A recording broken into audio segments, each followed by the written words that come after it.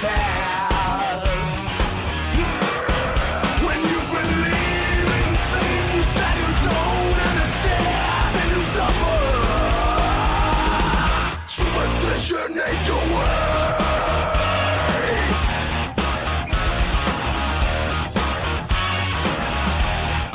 Very superstitious. Wash your face and hands.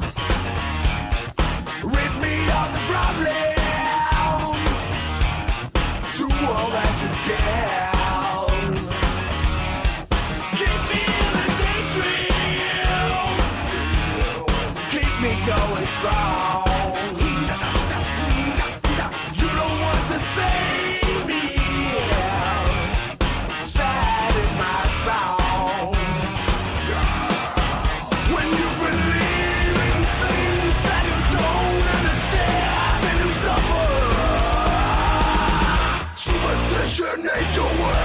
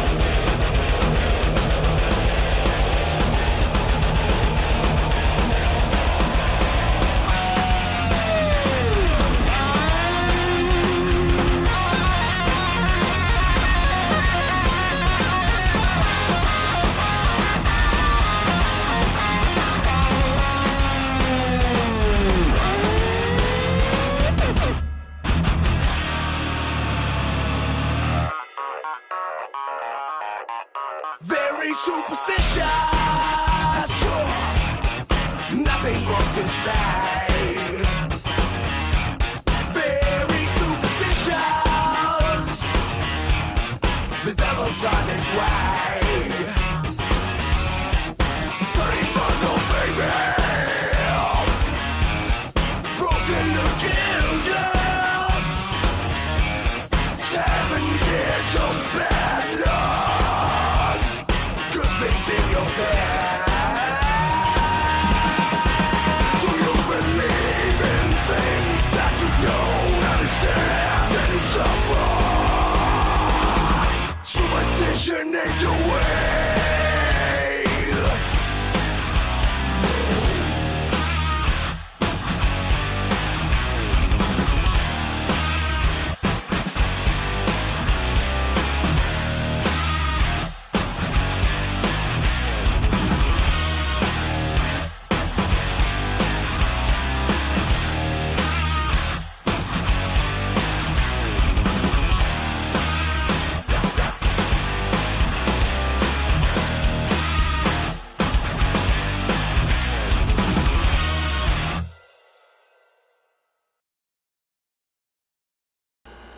Welcome back, my tribe, my pack, to Howling After Dark. Okay, so I gotta apologize. Evidently that first session was cut short because, billing mistake, and it downgraded me on Spreaker, so. Anyways,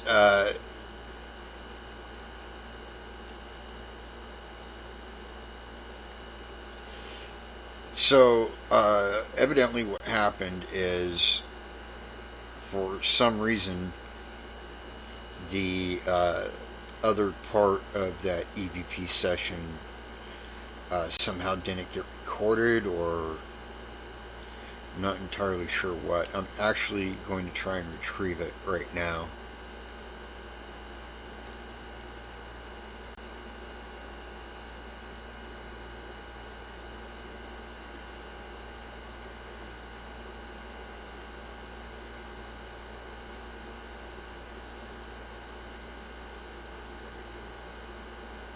So, let's see if this is what I'm looking for.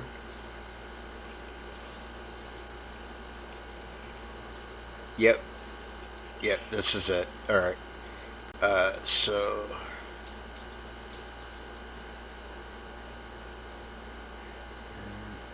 let's see. Here we go.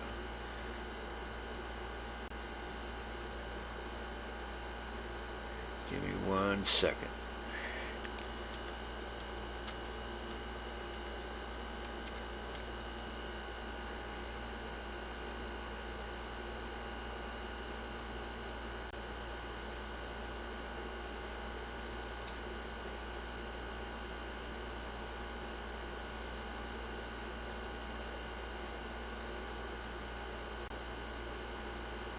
See if this got recovered.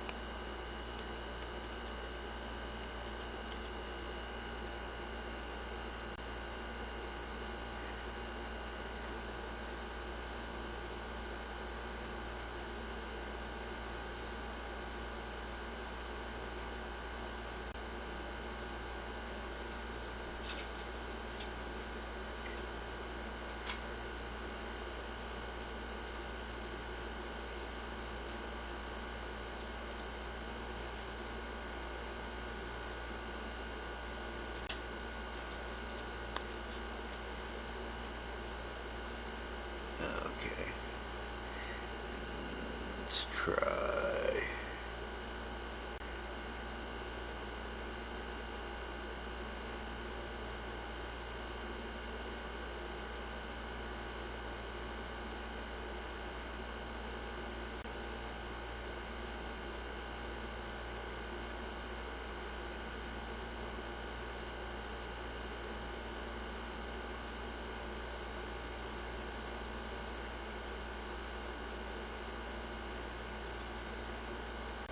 Okay.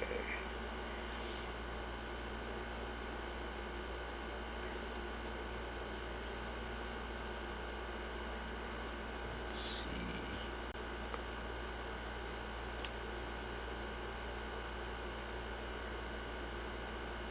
I believe it's this one.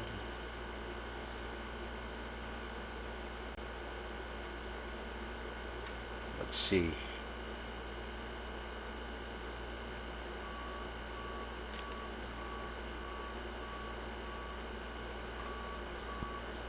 You're reporting at Everett Covered Bridge. Yep. Set this here.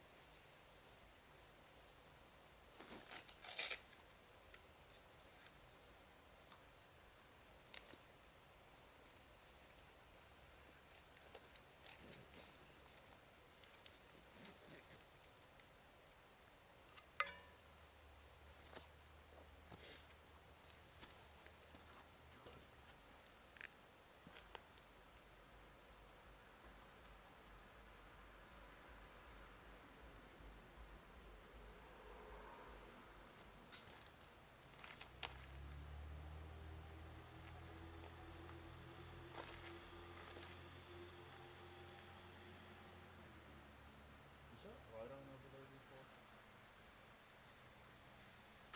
Do what? Was that light on over there before? That's what I kept looking back. I don't recall that light being on when we came down here.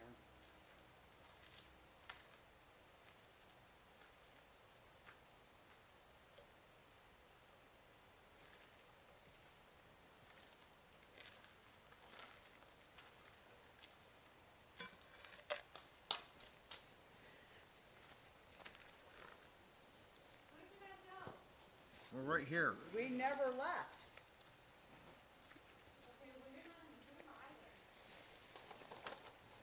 Seriously?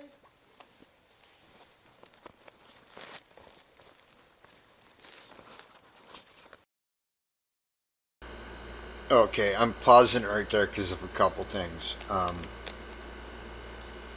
First, I want to reiterate that this is unreviewed audio EVP session. I have not listened to this yet. So we're hearing it for the first time together. And that part right there that was just played there at the end, Nora was just telling us that she took a picture of me and Becky, only we weren't there. Um, I mean,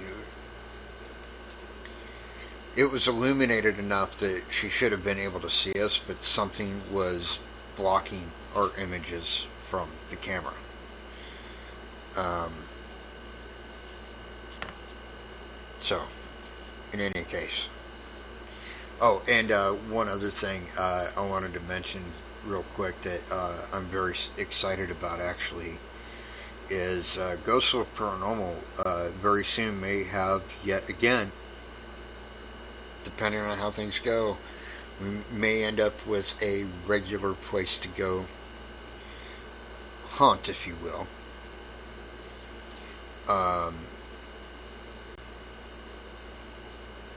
I don't want to get into too many details without talking to them first. I do know from my conversations with them that they do kind of want to get on the map, so to speak. They're called the Cross-Eyed Moose Event Center in Homeworth, Ohio. We're going to be investigating there Friday. And the plan is, if things go well, and we're properly set up for everything, we're going to actually do our first full-fledged episode of Ghost Wolf Live at this investigation. You'll be able to see everything unfold as it happens, if things go well, if they approve of it. Which I don't know if they will or not. Haven't actually talked to him about it yet, but hopefully, fingers crossed. Either way, a good episode of our shows are going to come out of it, one way or the other. So, without further ado,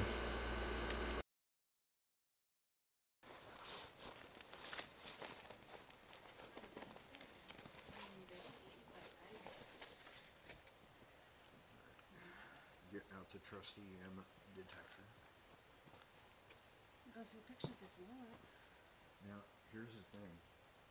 There should be no electricity anywhere near this brick, right? Right.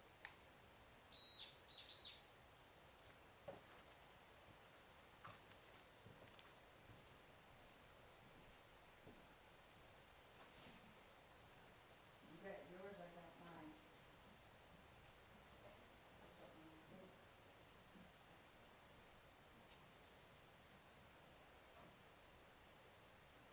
Reach out and touch this device in my hand.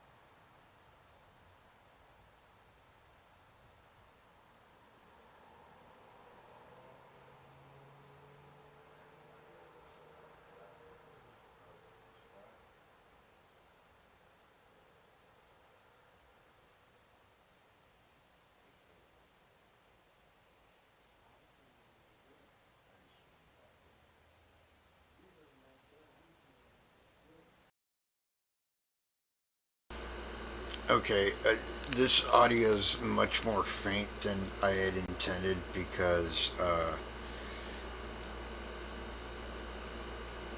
I had amplified this sound originally, but for some reason it won't save that way. Um, so this is the um, original clip, I guess. Um, and once again, I hadn't listened to this before. I just amplified the sound, but so everything's really faint. But right there, and I'm going to back this up just a second. I hear a conversation that isn't me. It's not Becky. It's not Nora.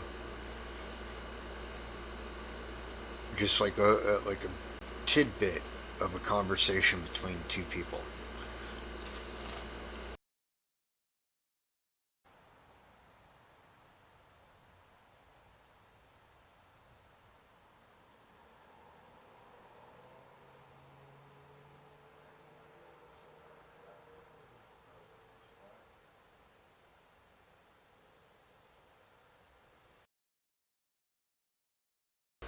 Yeah, it's right there. You hear like the sound of a car or something driving by, and then you'll hear like you have to listen really close, but you'll hear what I'm talking about.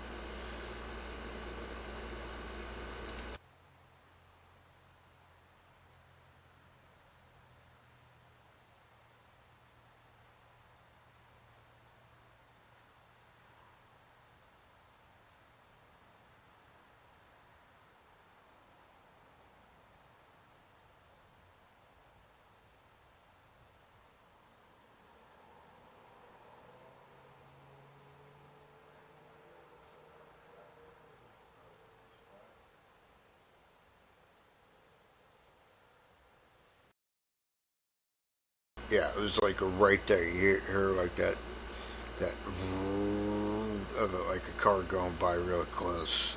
And immediately after that, really faint voice or two right there. Let me back it up one more time.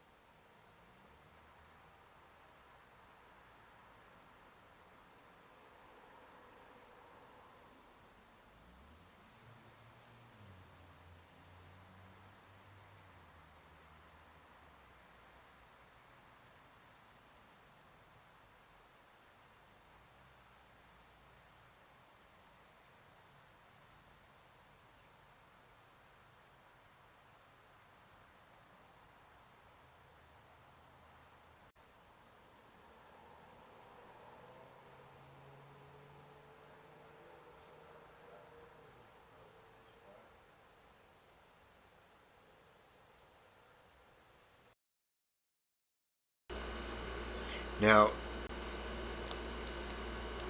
it sounds, I definitely hear a male voice, and it's not me.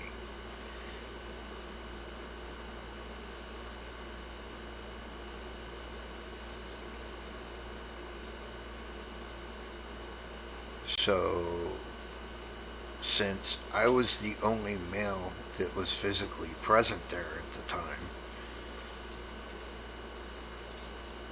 yeah.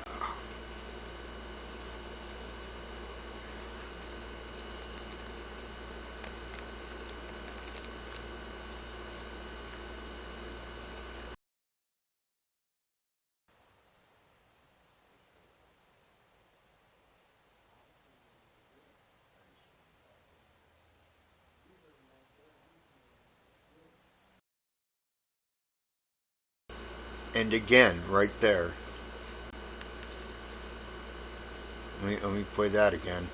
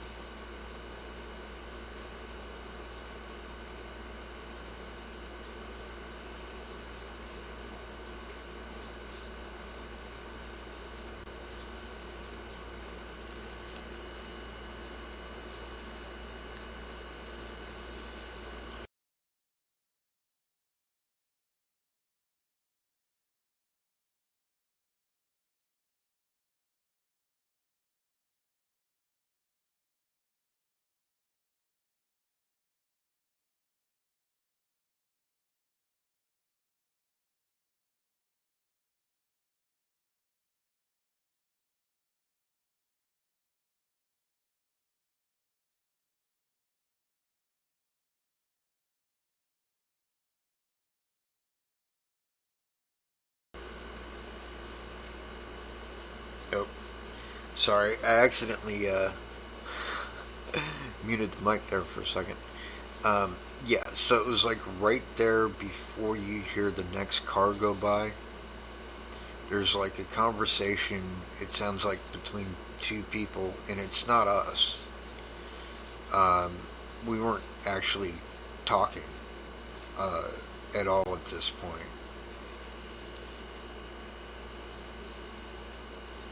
So, yeah, let me back it up a little bit.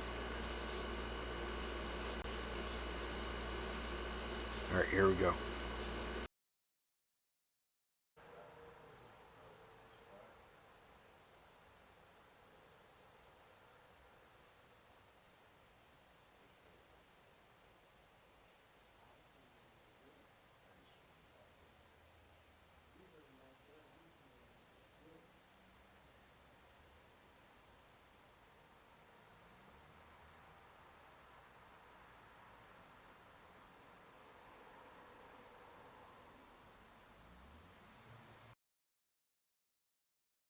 Yeah, it was right there before you start to hear the other car go by. I can't make out what they're saying. It sounds like they're off in the distance, actually. But I know that at that time, we weren't talking. Um,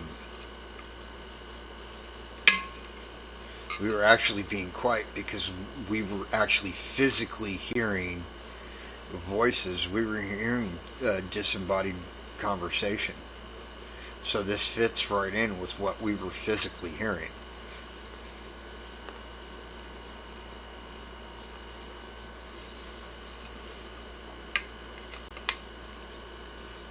In fact, if I'm not mistaken, here in a little bit, if you listen close, because once again, we were far off too, um, you'll actually hear me comment on the fact that I'm hearing a conversation or an argument between two people.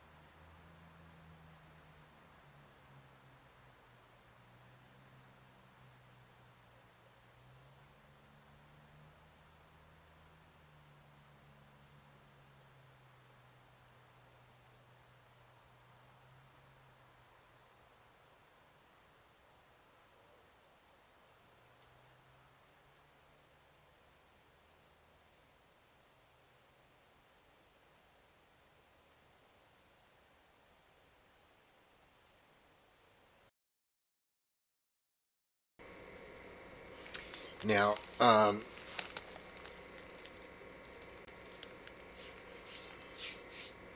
don't know about you guys, but I heard voices pretty much through that whole thing. I know one or two times is actually us off in the distance. Um, but having listened to the amplified uh, version of this now, because while you were listening to that, I was listening to the same thing amplified on uh, WavePad editor, um, kind of playing along. Uh, a couple times there was actually us talking, like once or twice, but there's a lot of conversation there that isn't us at all. It's not even our voices. Um,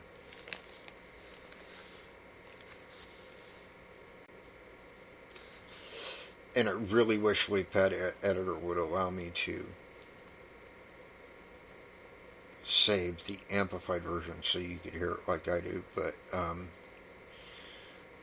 it's being a pain in the ass right now, so there you have it. Anyways, one thing I want to get into is research is a very important thing. If you're a paranormal investigator or if you're planning on getting into paranormal investigation, you need to do your research first, and not only about things that have happened there in the past, but also about things that are kind of current events, because all of that can play into what is going on at a location. And sometimes that current information is going to come by way of rumor, unfortunately, which means you have to kind of take it with a grain of salt.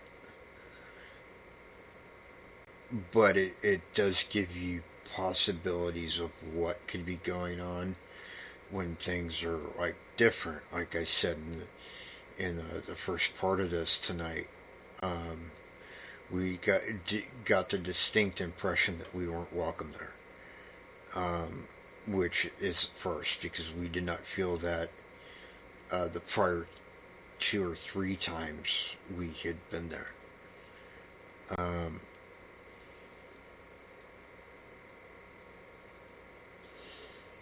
But looking into it after this investigation, I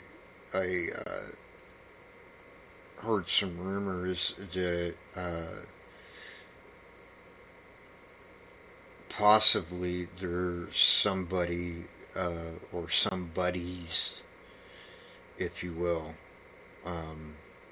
possibly doing some kind of rituals there on and near the bridge. Now that could possibly explain why we felt like we weren't welcome there.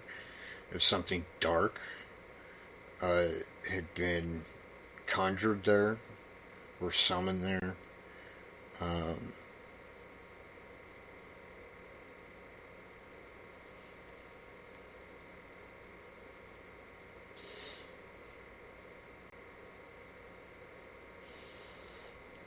but you know, that's really just rumor right now, until it's substantiated. So once again, grain of salt.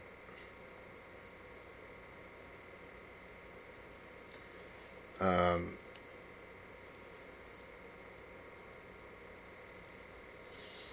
so we're going to get off the topic of Everett Covered Bridge here a little bit, because this is bringing me into another arena, I guess you could say, about the research. And um, there's a couple things that you really need in order to properly research. One, you have to be good at looking things up and using the tools at your disposal. Um, Sometimes it's as simple as doing an internet search and um, looking up, its history on Wikipedia or whatever. Um, because for some places that's out there. Um,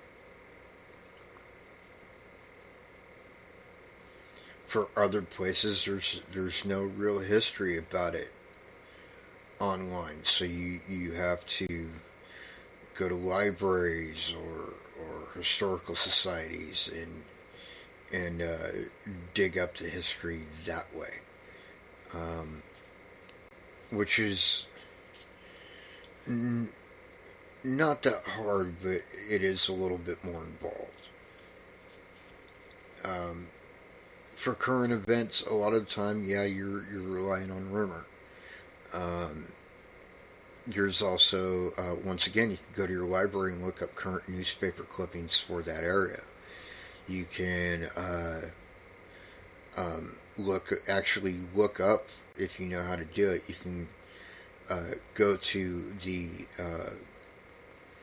police department website for that area and look up current police reports um, for like crimes or anything that's reported to the police or first responders will show up in that.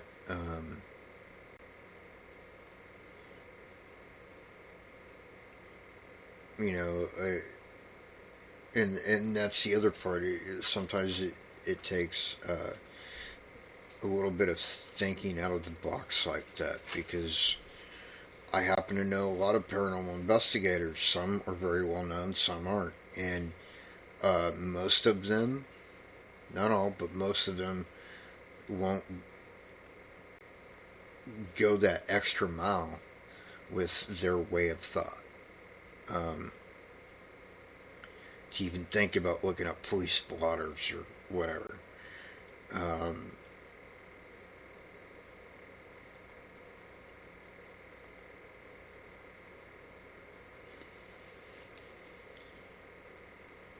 and that's why I always say that anybody can be into the paranormal, but not anybody can be a paranormal investigator, because that word investigation is a huge part of what a paranormal investigator is and or should be. It's not just taking your gear and running around in the dark. Um, it's finding out the history, and the history is like vastly important. I know there's a lot of so-called investigators out there that don't think so, but it is. It is vastly important because in order to get evidence, a lot of the time, you have to use the history. And I've talked about this in the past. I'm going to talk about it again. Case in point, when I was with my prior team, uh, we investigated a location called Clear Fork Ski Resort. And we had done some research and found out that on that spot in the 1800s, there was a saloon. And the owner of that saloon, his name was Sam. I've long forgotten his last name, but I remember his first name was Sam. Went to trial twice over gunfights. Now, to kind of qualify this, gunfighting charge is not the same thing as a murder charge, even though somebody probably died. Um, because gunfights, as long as they were fair, were technically illegal. Um, and as long as they weren't in town limits.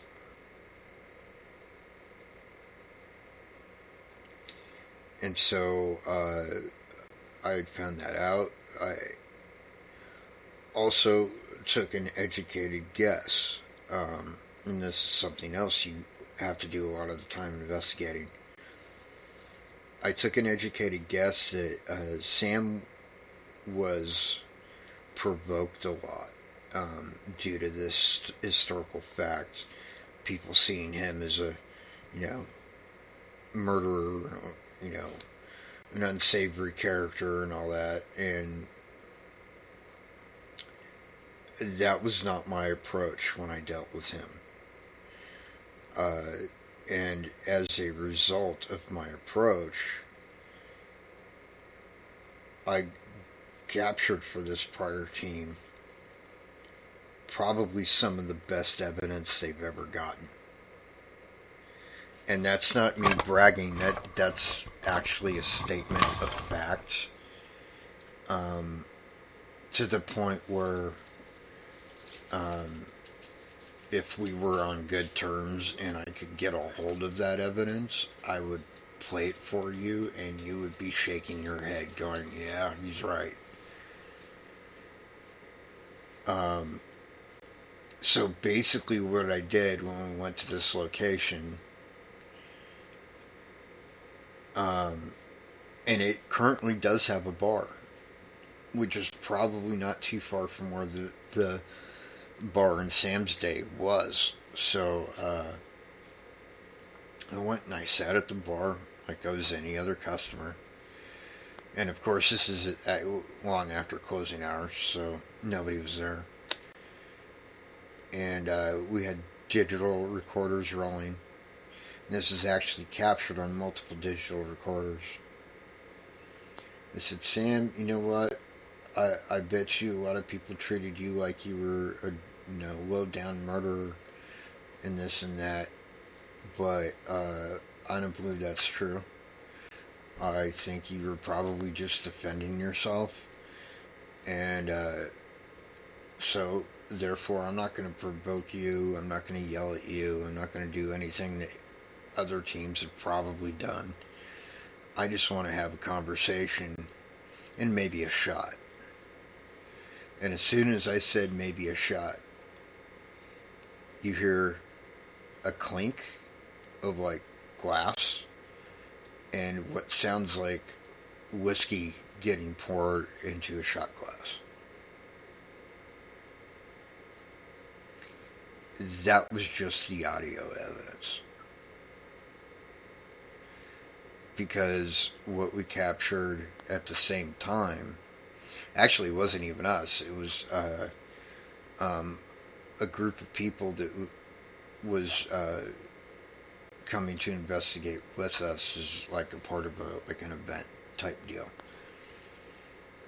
One of them actually took a picture, and right behind me, while I'm sitting at the bar, you see this huge shadow figure, like he's putting his hand on my shoulder. Only it wasn't just a shadow figure, you could actually see like lights inside the shadow. Almost like a constellation of stars. That same night, we also captured what looked to be like the apparition of a little girl who would, shake her head yes or no and wave on command. Some of the most awesome static infrared camera footage I've ever seen because it was interactive.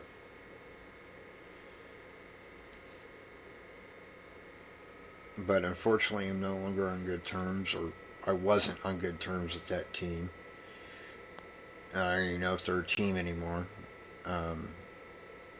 So yeah, I no longer have access to that, but it proves my point. Approach is everything. If you think that you have to provoke because that's what you've seen on Ghost Adventures or whatever, You don't. You do. Look, the only time I ever provoke is if I know beyond the shadow of a doubt that what I'm dealing with is evil. I do not provoke. That is the only exception. Is if what I'm dealing with is evil, I will provoke the shit out of it, because the thing about evil is it feeds off of your fear. And if you're provoking it, it's showing it that you're not afraid of it. And I fear nothing. Not anymore. So,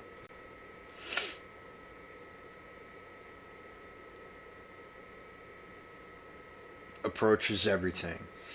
It my general rule of thumb, and you can take to this or not, it's up to you. If you want to go provoke every haunt like an asshole, that's your business. But um, my basic rule of thumb is this: if it's not something that you would go into a stranger's home, like in their living room, and say to them while they're sitting down on their couch, minding their own business, watching some TV, maybe eating dinner. If it's not something you would say to somebody face to face in their own home, if it's not a way you would act towards somebody in their own home, then don't fucking do it.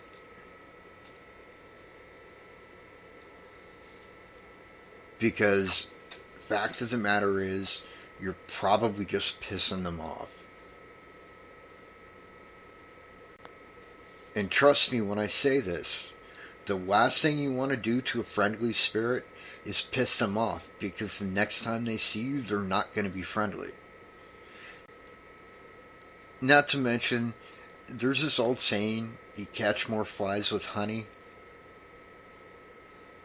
It's not just an old saying, it's a fucking truth. I've gotten far better and far more evidence talking to spirits like they're human beings than I ever have by provoking. Another example, when I first started Ghost Wolf Paranormal, there was a lot more of us. At one point, like 15 people, give or take. And me and Port of Ghost Wolf Paranormal, I think there were like 6 or 7 of us, went to the Mansfield Reformatory. And it wasn't just us. This was like a massive event. It was like us and like 7 or 8 other teams. And it was actually somewhat of a clusterfuck, to be honest. But anyways, all these other teams were, except for one other, were provoking. They were using provocation to try and get evidence because, hey, it's a prison. And, we've all seen Ghost Adventures and how they do it. Not realizing, and I'm not talking down about Ghost Adventures, by the way, but you got to understand something about Ghost Adventures. They are specifically looking for dark, extreme shit. So, of course, they're going to provoke. And it's good for ratings. And they're kind of rolled by their producers, which, from Travel Channel, who want the ratings. So, of course, they have to do that. But that's it. It's not left to their own devices. Guaranteed, and I know this because I've actually had a conversation with one of these guys, which I'm not going to mention by name. But I've actually had a conversation about this, and left to their own devices, they actually investigate like we do.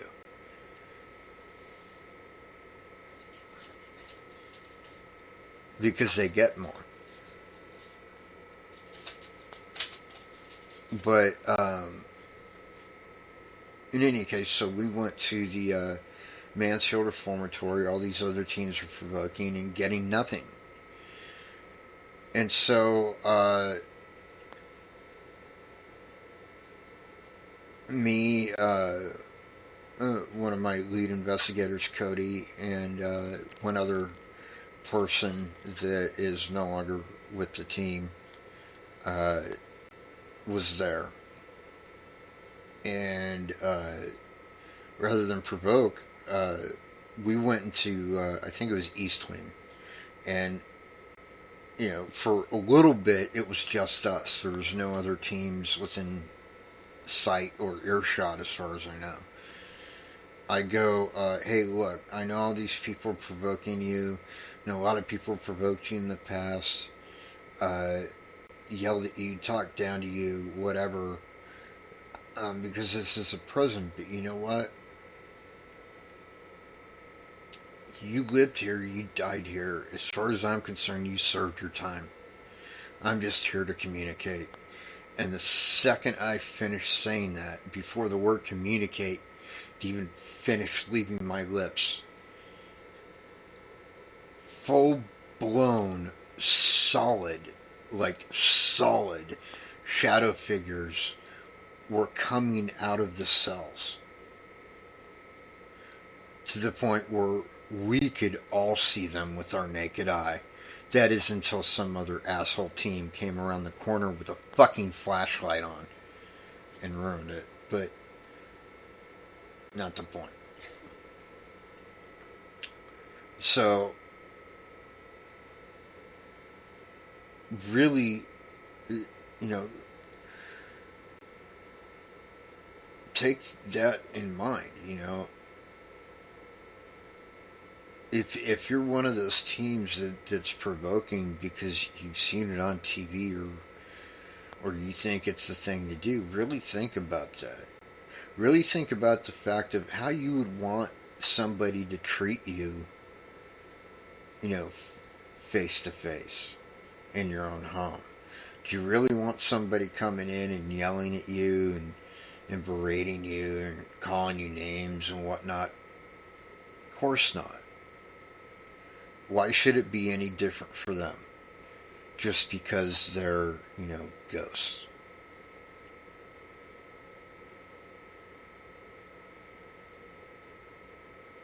And really, if you think about it, the only thing separating them from us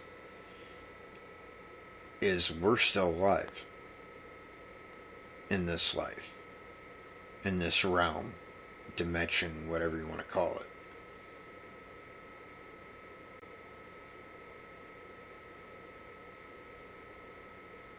So, just treat them like you want to be treated. I guarantee you, if you do, you're going to get a lot better and a lot more evidence than you have previously, using provocation and all that shit.